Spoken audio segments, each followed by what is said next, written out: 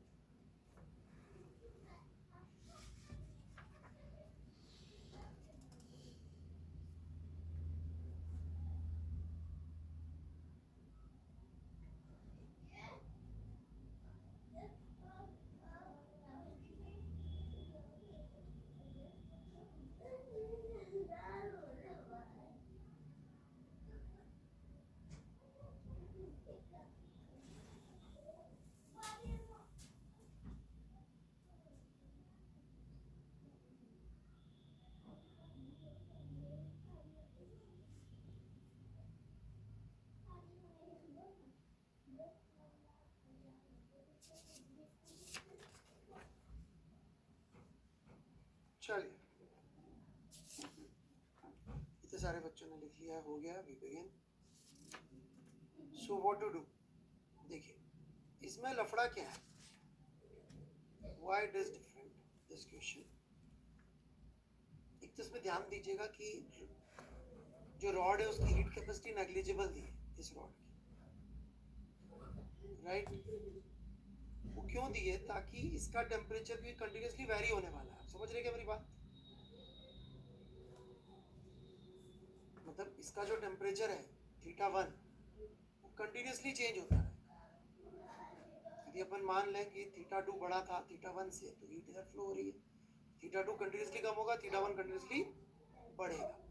तो किसी भी समय पे यदि अपन हीट करंट का फॉर्मूला लिखें dq/dt, तो वो होगा k a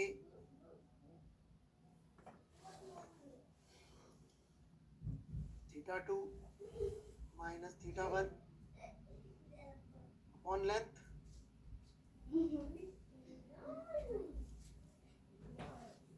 This is heat current.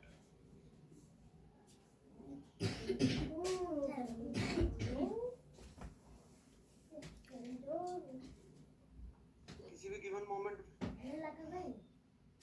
अब यहां से यहां तक यदि dq हीट गई, यहां से यहां तक यदि dq हीट गई, तो dq क्या होगा? राइट? दो तरीके समझने के। एक, इसको हीट मिली तो m1 s1 θ1 डैश माइनस θ1, इसका टेम्परेचर बढ़ गया। और ये उसने सप्लाई करी M2S2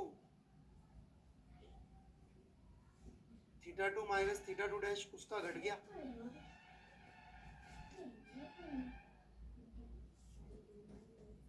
बात समझ में आ रही है क्या? This is basically M1S1 delta θ1, this is M2S2 delta θ2, right?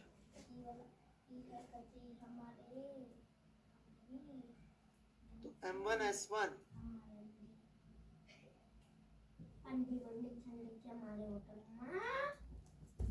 θ1 dash, तो M1S1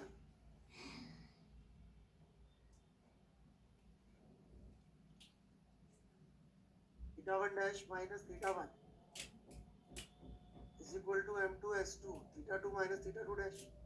अब इसके आगे आपको बेसिकली गणित लगा के करना क्या है, वही कंपोनेंटो डिविडेंडो जो भी होता है वो लगा के आपको एक टर्म बना लेनी है θ2 डैश माइनस θ2 θ1 डैश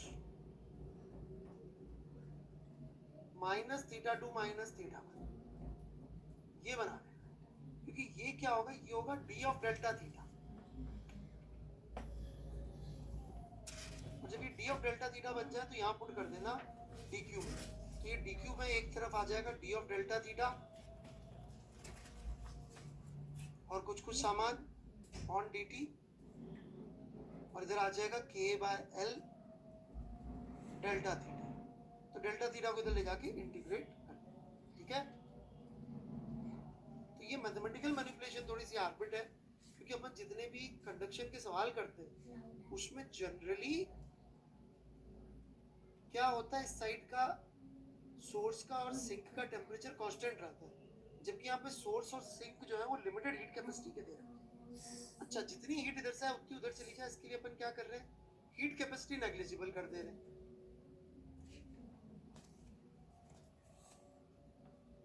ताकि रॉड को कोई हीट ना रखनी पड़े अपना टेम्परेचर चेंज करने के लिए। तो जितनी भी हीट आई सारी सारी उधर चली गई, इसलिए अपन ऐसा कर रहे हैं।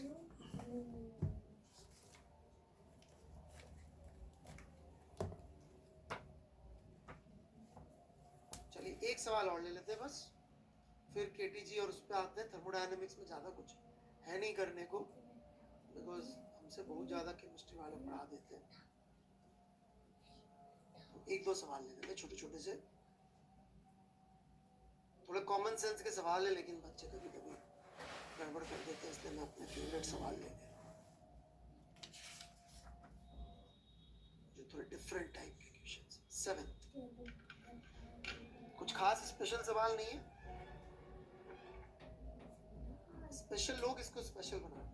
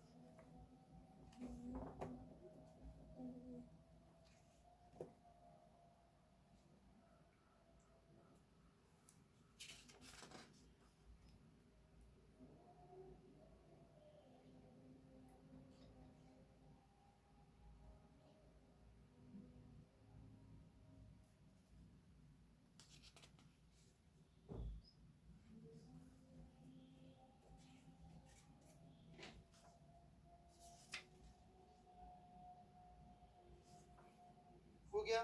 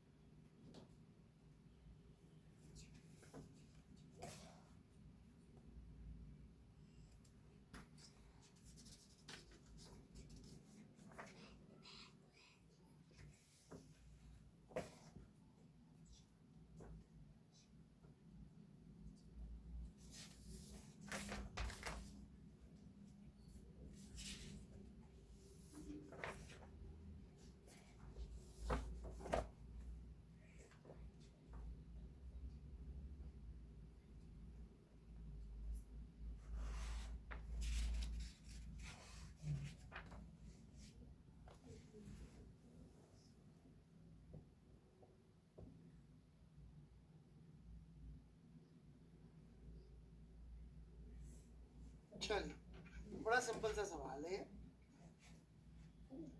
थिकनेस दे रखी है, 10 किलोग्राम पानी है, कब कांस्टेंट वैल्यू आ जाएगी ये पूछा है, राइट। एवोपरेट हो रहा है रेट पे ध्यान दीजिएगा, इस रेट से एवोपरेट, तो dq बाय dt कितना निकलेगा, 0.1 ग्राम 10⁻³ किलोग्राम में हो गया, इंटू 2.27 इंटू 10⁻6 जूल पर सेकेंड, ये dq बाय dt होगा।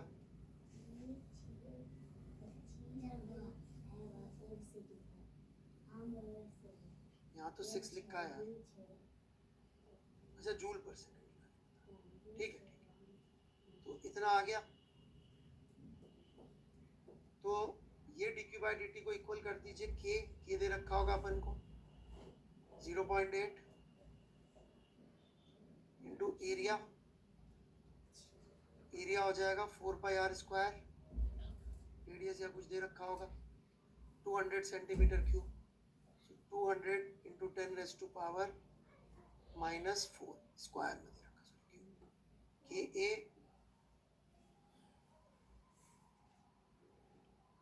42 माइनस थीटा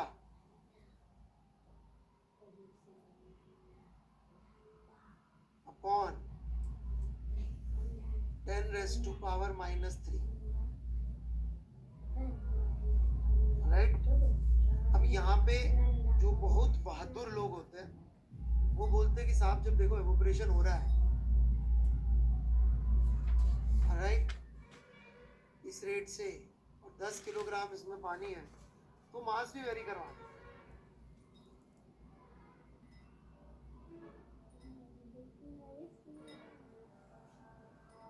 गड़बड़ है, मास की जरूरत नहीं पड़ेगी, राइट। तो यार वो 0.1 ग्राम पर सेकेंड को आप 10 मिनट 1 घंटा जिससे चाहे मल्टीप्लाई करके देख लो एक बार, तो बहुत बड़ी वैल्यू नहीं आने वाली किलोग्राम के, ठीक है ना बात।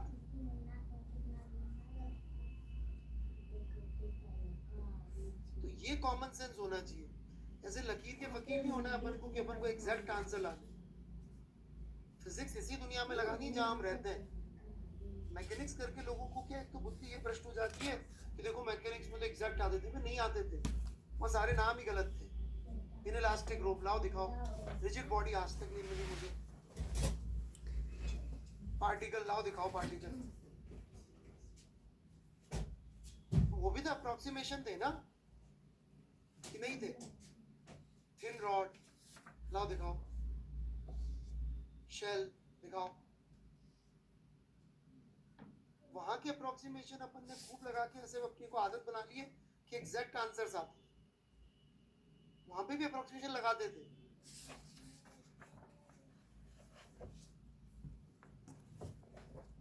अब मैं ऑब्वियसली टू बिगिन विद पहला सवाल न्यूटन्स लॉ में ही नहीं दे सकता कि यार एक 1 सेंटीमीटर रेडियस की पुली है जिसका मास है 10 ग्राम।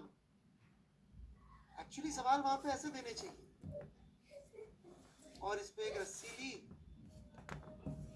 जिसका यंग्स मॉडुलस है 10⁻⁵ इंटू 10⁻12 न्यूटन पर मीटर स्क्वायर, मतलब आदमी मर जाएगा, क्या करेगा वो, डेटा तो वैसे भी इग्नोर ही करना है। जिसका मास पर यूनिट लेंथ है, कहाँ क्या क्या मतलब सारे डेटा देना पड़ेगा। लैम्डा है 10⁻³ किलोग्राम पर मीटर,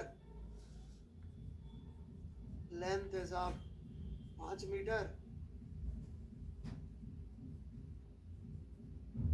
और यहाँ पे ना फ्रिक्शन कोफिशिएंट है जी 4। करते रहो, मरो मेरी क्या, ये 10 किलोग्राम का ब्लॉक टांग दिया, ये 5 किलोग्राम का ब्लॉक टांग दिया, और पुली का मांस दे दिया था मैंने 10 ग्राम, और ये छत से टांग दिया। काहे का एनएसीपी का क्वेश्चन बे, एडवर्ड मशीन है, लियो tension. 2m1 m2 c upon m1 plus m2, तुम करते रहो कैलकुलेशन, अप्रोक्सीमेटली यही आएगा आंसर। और जी में जो है इसका ग्रेविटी से जो वेरिएशन है, ये ब्लॉक है जमीन के ऊपर से 10 मीटर हाइट पे, और ये ब्लॉक है जमीन से 9 मीटर की हाइट। तो दोनों जगह ग्रेविटी भी तो अलग अलग लगेगी ना, नहीं लगेगी। वहां अपन ने इतने खून किए, इतने अप्रोक्सीमेशन मारे, पर वो मर्डर तो मर्डर है ही नहीं।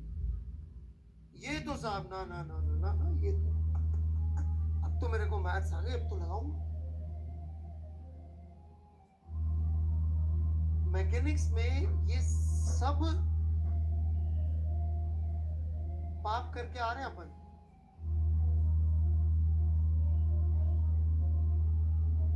यहाँ आती अपन 900 चूहे खा के बिल्ली हज को चले वाली बात,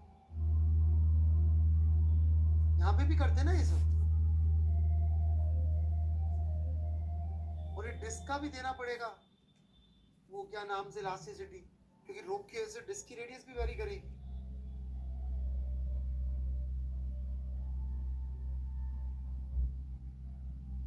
और एयर का रेजिस्टेंस भी देना पड़ेगा।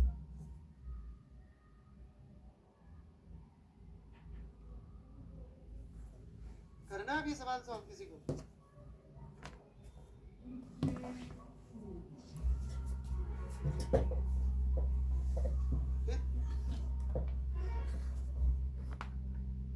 तो सारे लॉजिकल दिए मैंने, ये फालतू टाइप नहीं थे इन दोनों के बीच में ग्रेविटेशनल फोर्स, तो सारे प्रैक्टिकल दिए मैंने, बिल्कुल प्रैक्टिकल।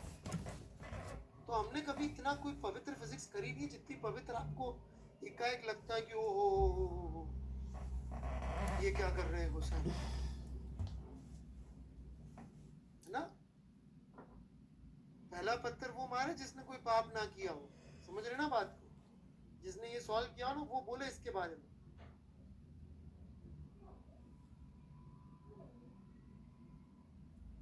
किसी को मारना मेरे सॉल्यूशन पे पत्थर,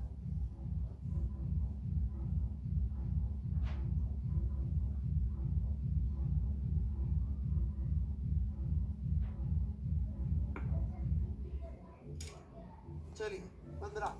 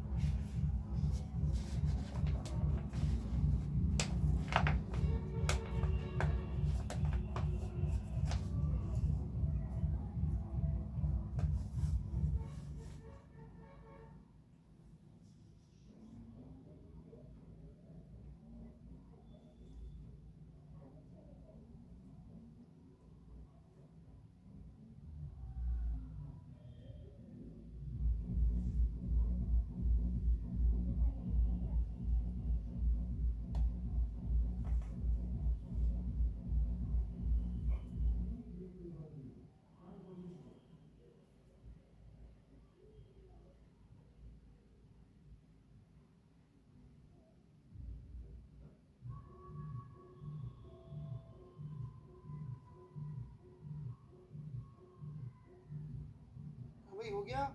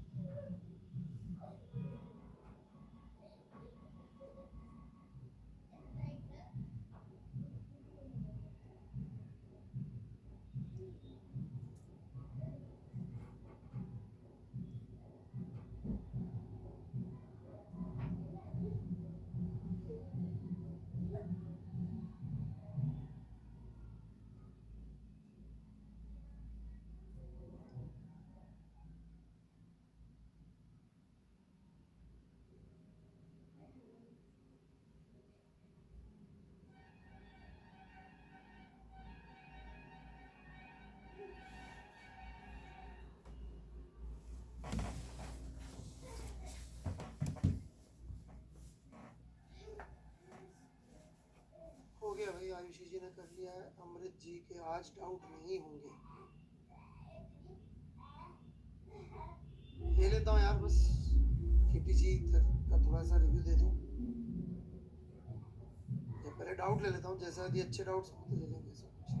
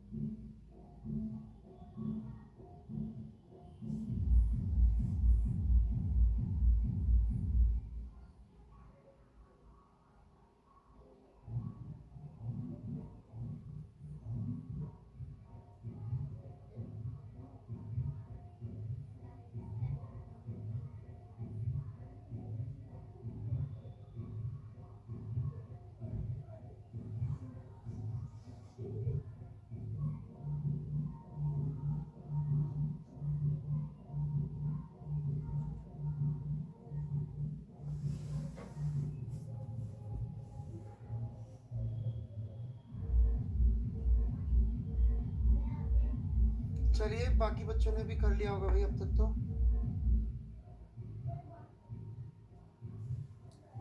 शुरू कर रहा हूँ भाई मैं। चलो, तो प्रीवियस प्रॉब्लम का रेफरेंस दे रहा वो। इसमें क्या है थोड़ा समझिएगा। बॉटम का टेम्परेचर 4 डिग्री सेल्सियस मेंटेन्ड है। अब आप बोलेंगे साहब ये कैसे हो सकता है? देखिए ऐसे हो सकता है, बॉटम का टेम्परेचर 4 डिग्री सेल्सियस मेंटेन्ड कि कोई थर्मल वर्मल कुछ रीजन होगा जिसने हीट सप्लाई हो रही होगी। देखिए बिना हीट सप्लाई के टेम्परेचर मेंटेन नहीं हो सकता। ठीक है कि नहीं बात? अच्छा, और हवा का टेम्परेचर -10 है ही से।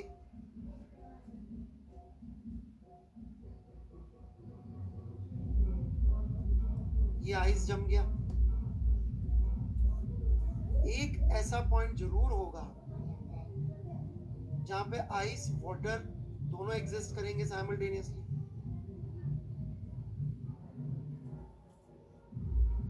इस पॉइंट पर टेम्परेचर कितना होगा ये समझिएगा, जहां पे भी इंटरफेस होगा 0 डिग्री सेल्सियस। ये आपको कोई बताने नहीं आएगा, ये आपको अपनी बुद्धि से यूज करना है। यदि आइस और वाटर साइमल्टेनियसली एग्जिस्ट करते हैं, यहाँ पे टेम्परेचर 0।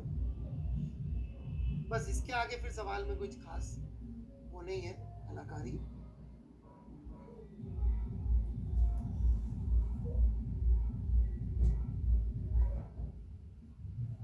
ये y है तो ये 1 - y है। अब स्टडी स्टेट में एक मैक्सिमम वैल्यू कैसे अचीव करेगा? भाई जितनी हीट यहाँ से यहाँ पहुंची, इसको मैं Q1 लिख रहा हूँ। कुछ हीट यहाँ पे आइस वाटर बनने से जनरेट हुई, जब तक वो जनरेट होती रही तब तक आइस बनती मतलब पानी जमता रहा। एक बार वो बंद हो गई तो यहाँ से यहाँ तक हीट जो Q2 जानी थी वो Q1 के बराबर हो गई। जो यहाँ पे जनरेट होने वाली हीट थी Q0 has become 0, तब स्टडी स्टेट आ जाएगी। ऊपर आप देखेंगे तो उसके अंदर राइट टाइम वाइम पूछा था 10 सेंटीमीटर ऑफ आइस, आप चाहे तो वो भी कर लीजिएगा, उसमें आपको फिर पूरी इक्वेशन लिखनी पड़ती है। ये तो इजी सवाल है उसके मुकाबले।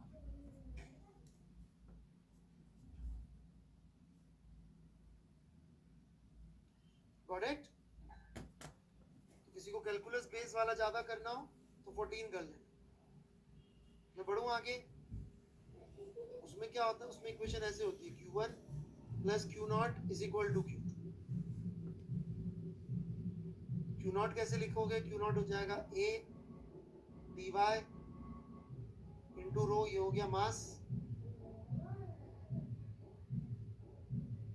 इंटू L, ये हो गई हीट, डिवाइड बाय dt, ये रेट ऑफ हीट फ्लो हो जाएगा। Q0 का मतलब रेट है ना। चलिए बढ़ू मैं आगे, तो अब थोड़ा सा KTG पे बात कर ले।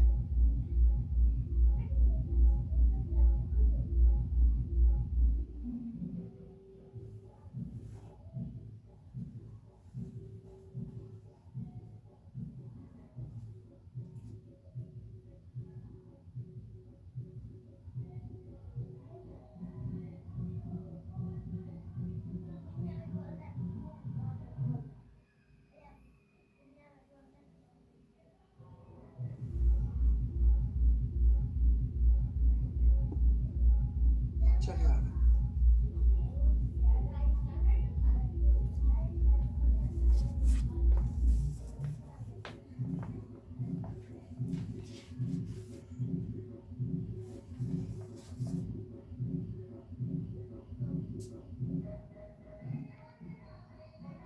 so here we begin now.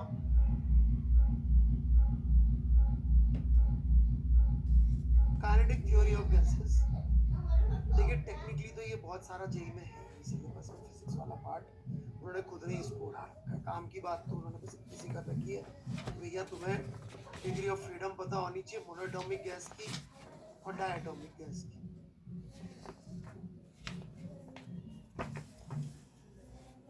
और उसमें भी 3 और 5 ही पता होना चाहिए, उससे ज़्यादा बुद्धि लगाने की जरूरत नहीं है कि जी मोनोएटॉमिक की क्या 3 ही रहती है हमेशा, डायटॉमिक की कभी कभी। उसके अलावा यदि आप एक्चुअली लो टेम्परेचर पे जाए डायटॉमिक के लेके, पता नहीं आप में से कितने लोगों को पता है कि नहीं पता है, लोअर टेम्परेचर पे वो 3 भी हो जाती है कम। ये कोई जनरली पढ़ाते नहीं है लोग।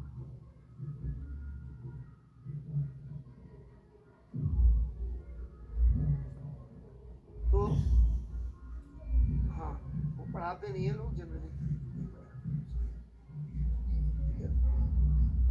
तो इस पे जो सवाल है गैस लॉस की, राइट, तो ऐसा नहीं है कि जेई में कभी नहीं आए हैं, डेफिनेटली आए, लेकिन वो थोड़े से फ्लूइड से इंस्पायर्ड ज्यादा थे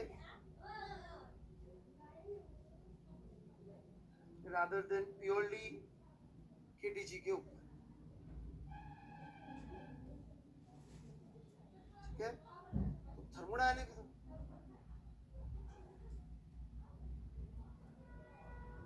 जी वाइब्रेशनल का कोई यूज नहीं है अपने केस में, इसलिए क्यों टाइम वेस्ट करना।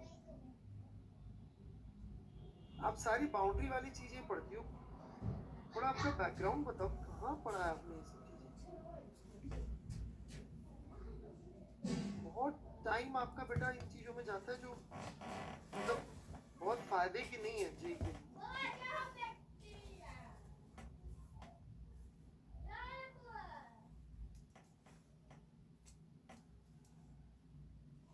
इतना कौन मतलब सारे बाउंड्री केसेस जो मतलब जेई के बाहर होंगे बाउंड्री प्लस वाले, तो आप जेई में देखेंगे तो केटीजी में एडवांस में तो सवाल ही आपको नहीं मिलने वाले, ठीक है। केमिस्ट्री में जितनी है उतनी ठीक है। गैस लॉस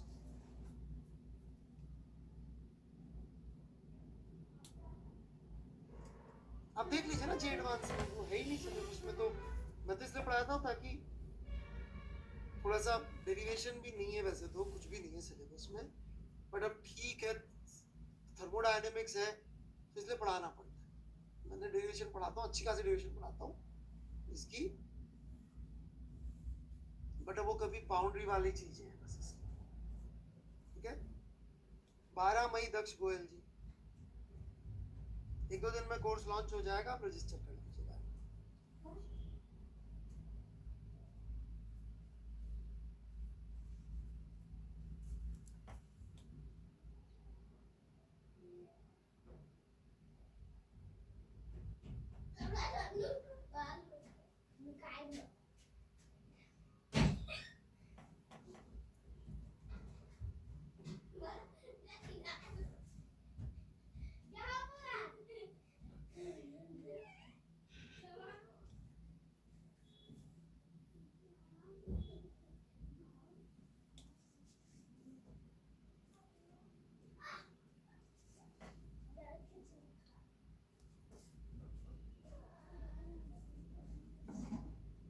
ठीक है,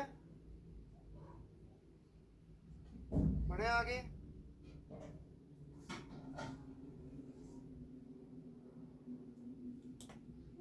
चलो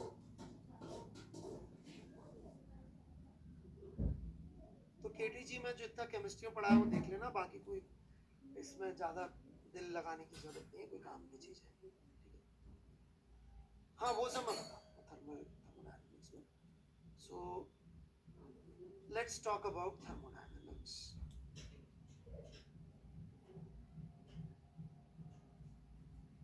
एक्चुअली फ्री एक्सपेंशन वगैरह के चक्कर में मैं केटीजी से चीजें समझाता हूँ कि भैया केटीजी में प्रेशर, वॉल्यूम, टेम्परेचर, इन सब का मतलब क्या है गैस लॉस के केटीजी के पर्सपेक्टिव से। तो नहीं, मैक्सवेल्स कर्व भी नहीं आता बेटा, सब लोग पता नहीं क्यों पढ़ाते रहते हैं, इसलिए मैं तो रात पढ़ाने जब आएगा तब देखेंगे। केमिस्ट्री में पढ़ा देते हैं उतना काफी है।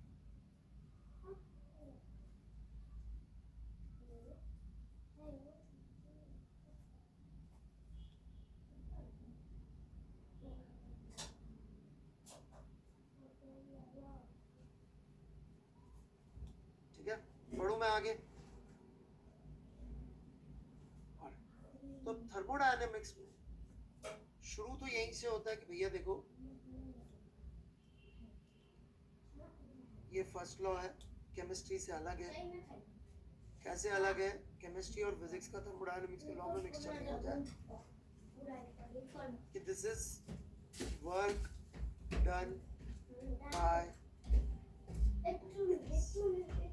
और सबसे ज्यादा जो ध्यान देने लायक चीज है वो एक्चुअली वर्क वाला पार्ट है, वो पकड़ में आ जाए तो जनरली चीजें ठीक ठाक हो जाती है।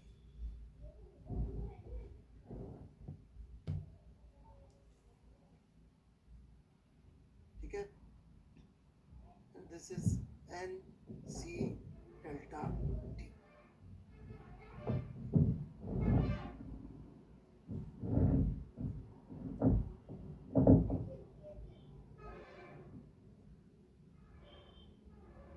हाँ हाँ आसान ही, ज्यादा मुश्किल नहीं। फिर भी चलो मैं एक लो आप लोगों को गैस लो के सवाल करा देता हूँ थर्मोडायनेमिक्स अगली क्लास में। कुछ लोगों का मुझे लग रहा है कि उससे फायदा था।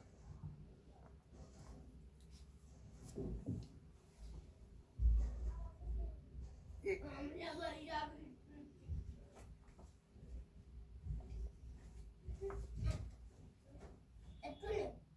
तो जेई सिलेबस के आसपास के सवाल है वो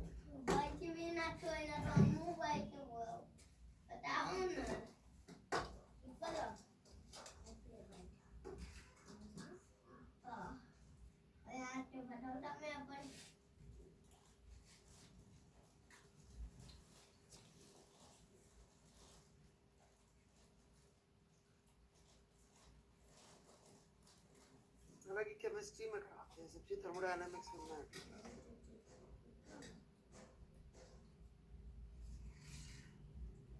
प्रदीप शर्मा, आपको पूरा यकीन है वो जेई के लिए अच्छे सवाल है?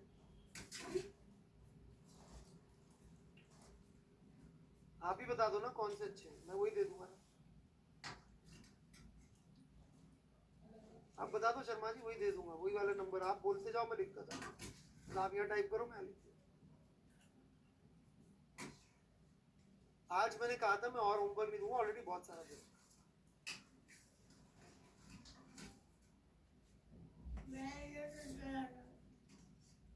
बस इसके बाद डाउट्स ये कर लीजिए, ये थोड़ा ठीक सवाल। एक मिक्सचर वाले भी आते होंगे आपको, वो भी एक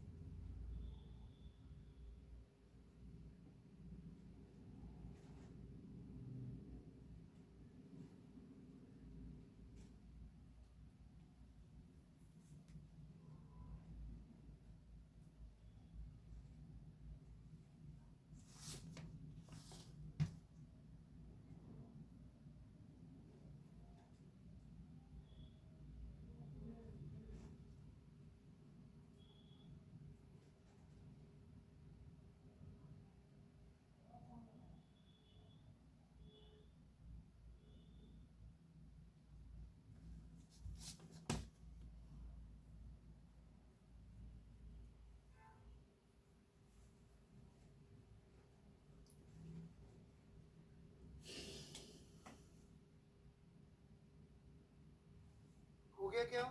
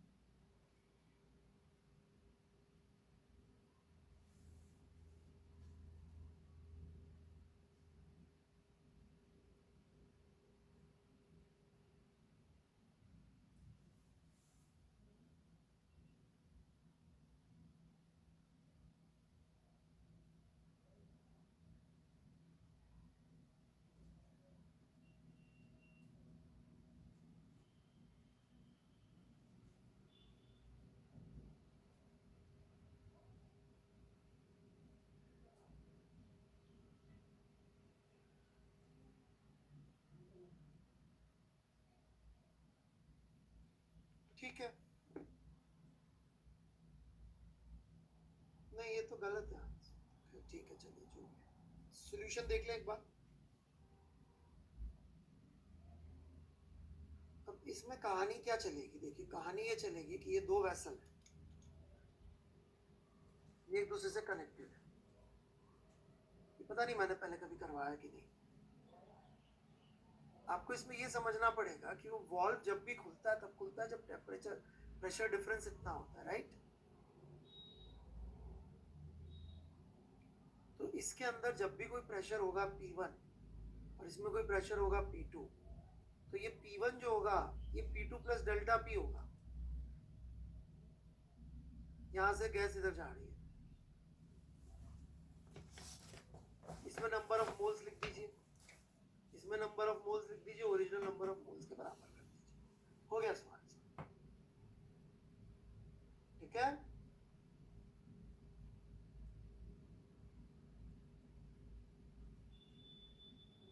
चलिए कोई डाउट सोर्स है क्या कुछ लोगों के? कुछ लोग कहते हैं डाउट्स है साहब, पता नहीं कितने सारे।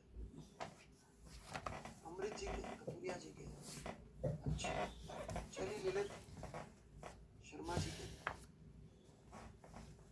आत्री मोहपात्रा, आत्री जी ये बच्ची है क्या?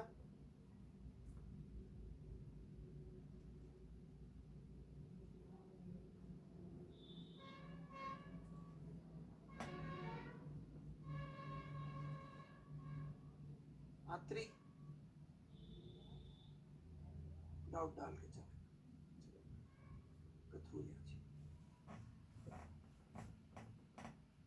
S2 का रिजिड बॉडी का सवाल है, चलो भाई गुड, कथूरिया जी S2 कर रहे हैं, खुशी की बात है।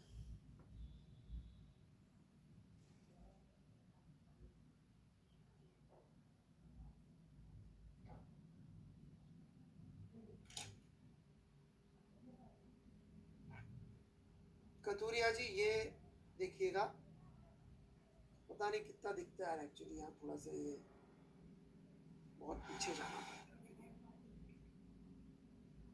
ये है हिंज, समझ में आती है बात कतूरिया जी? कि कतूरिया जी है भी सही कि नहीं है यार? ये है हिंज, ठीक है। तो एक तो ऊपर वाला हिंज है, नीचे वाला हिंज तो नहीं है, परंतु हिंज तो मतलब जॉइंट नहीं है, पर ऐसे तो कनेक्टेड है ना, ऐसे तो नॉर्मल तो लगाएगा ही सही ना भाई मेरे। ऊपर वाला फोर्स लगाएगा, हॉरिजॉन्टल तो लगा ही सकता है ना, स्क्रू नहीं कर रखा।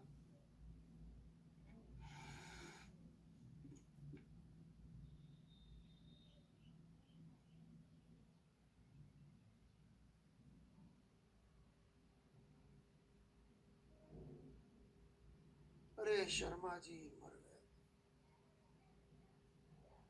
भाई साहब, इसके लिए एक्स्ट्रा इंफॉर्मेशन कहाँ से मिली? इसका प्रूफ क्या है कि ये सेंटर होगा, ये तो बता दो शर्मा जी। दिल की आवाज के अलावा कोई और प्रूफ है तो बोलो।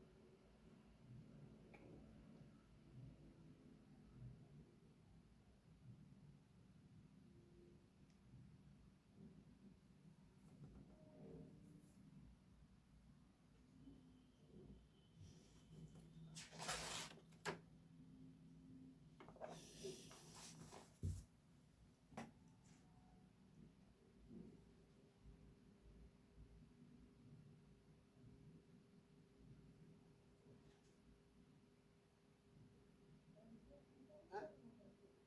बेटा हिंज्ड लिखने से कैसे सेंटर हो जाएगा? बेटा रस्सी के लिए इसलिए सेंटर होता है वो पॉइंट, क्योंकि ये लेंथ चेंज नहीं हो सकती। हाँ, काफी अच्छा इंटेलेक्चुअल कंट्रीब्यूशन किया अमृत जी आपने आइडेंटिफाई करके ये क्वेश्चन कहाँ का है। गुड, इससे बिल्कुल समझ में आ गया अपन को सबको। हाँ भाई शर्मा जी, वो तो इसलिए हो जाती है रेडियस, यहाँ क्या लॉजिक है?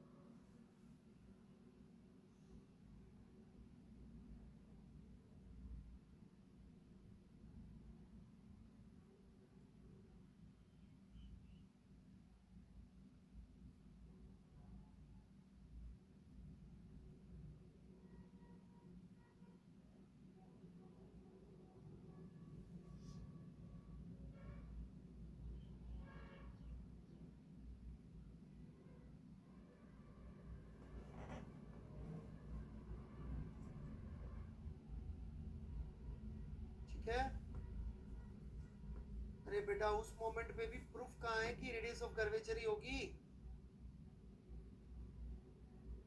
मतलब ये बताओ, ये ऐसे चल रहा है तो इस लाइन पे कहीं पे भी लाई कर सकता है ना सेंटर, यही क्यों होगा? प्रूफ प्रूफ मांगते बेटा, प्रूफ।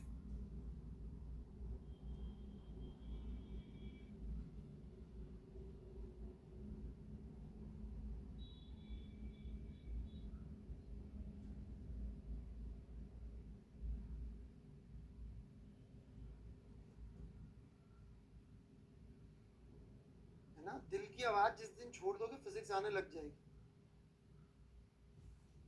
नहीं तो दिल की आवाज पकड़ो, कूची लो, कैनवास लो, शुरू हो जाओ।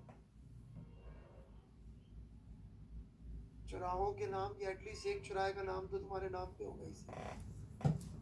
भूखा आर्टिस्ट चौराहा।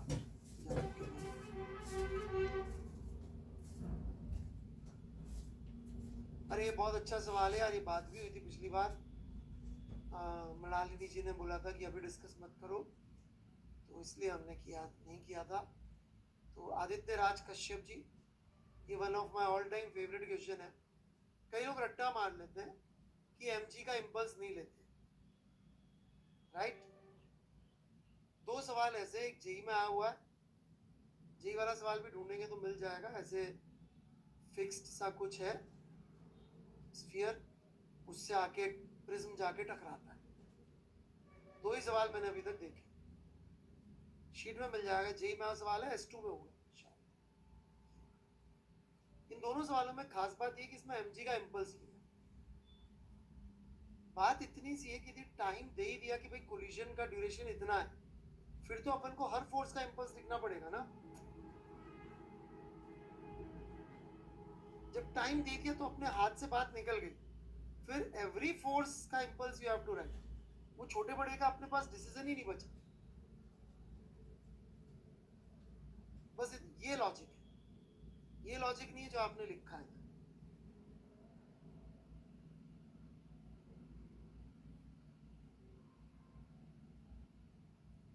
ठीक है, क्योंकि वहां पे कंपेरेबल का लफड़ा नहीं है, इसलिए गड़बड़ हो जाएगा आपका लॉजिक भाई साहब। आदित्य राज कश्यप जी, ये वाला सवाल जरूर कर लेना S2 में। ऐसे एक प्रिज्म या वेज जाके टकरा रहा है गोले से, तो वहां तो मास वास का कोई लफड़ा ही नहीं है, एक ही ऑब्जेक्ट है, फिर भी वहां पे ग्रेविटी का इंपल्स ले रहे हैं क्योंकि ड्यूरेशन ऑफ कोलिजन दे दिया या इवेंट दे दिया।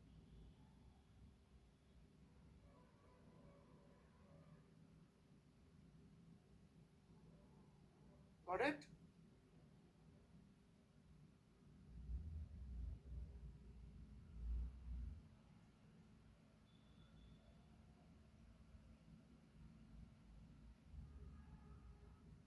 अमृत जी का डाउट रह गया बेचारे ने, सबसे डाउट चिल्ला रहा बेचारा, इसी का रह, वो भी मेरा फेवरेट क्वेश्चन है। मुझे डाउट लिखा नहीं है बंदे ने, ये देखो कितना नालायक इंसान है।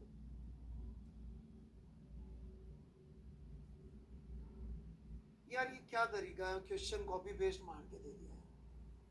सॉल्यूशन अटेम्प्ट के बिना बेटा आप बचा क्या है? मैं बता भी दूंगा बेटा, परंतु ये मेरा श्राप है, तुम्हारे किसी काम नहीं है। सीरियसली श्राप, दुखी होके बता, ये कॉन्सेप्ट कभी काम नहीं आना। मैं क्यों मानूं, मैंने कहा देखा? मेरे साथ भी ऐसा ही हुआ था, बिना अटेम्प्ट के पूछा था और कुछ ही काम नहीं आता। तो तुम्हारे साथ भी श्राप की कोई जरूरत ही नहीं, मतलब ऐसा होगा सच्ची मुच्ची ऐसा ही हो। मत करो, रट लो, भुगतोगे जिंदगी। देखिए इस पॉइंट का एक्सेलरेशन की कहानी है सारी। इस पॉइंट की वेलोसिटी काटने के जज्बात जीरो है, तो इसका एक्सेलरेशन रेडियल डायरेक्शन में हो नहीं सकता। कह थक गए, अटेम्प्ट भेजो। इतने बच्चे अटेम्प्ट भेजते हैं, कुछ लोग बिल्कुल ही गए बीते हैं, उनको कुछ करना ही नहीं है, शर्मनाक। तो इसका एक्सेलरेशन सिर्फ टेंजेंशियल हो सकता है। अब इसका एक्सेलरेशन यदि अपन सेंटर ऑफ मास के फ्रेम में लिखेंगे, क्योंकि सेंटर ऑफ मास के रिस्पेक्ट में घूम रहा होगा ऐसे अल्फा से, तो एक तो ये अल्फा इंटू ये दूरी आएगी r,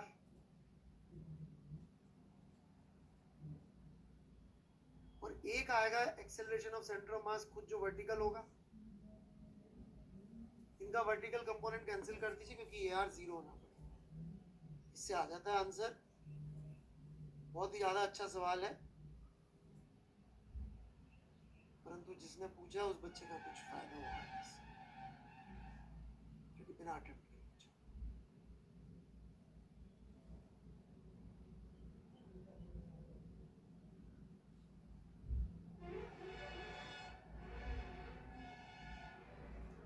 नहीं कोई फायदा नहीं, बाद में भेज दें, कोई डाउट तक नहीं पूछते आप तरीके से।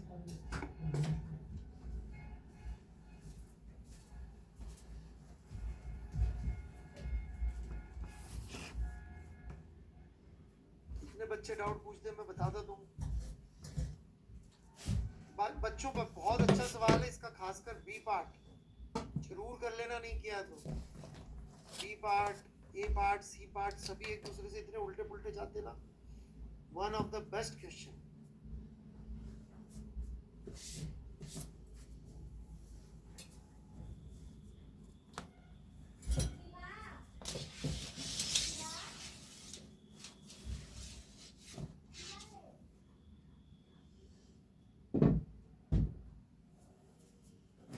कोई डाउट्स?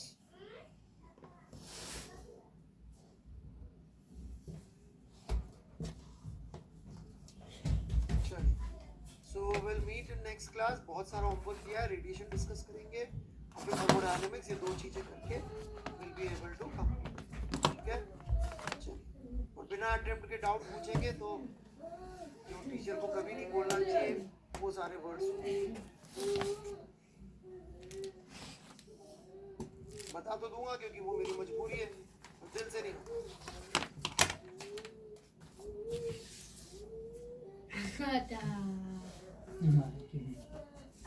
दिमाग मिलेगा मेरा, दिल नहीं मिलेगा।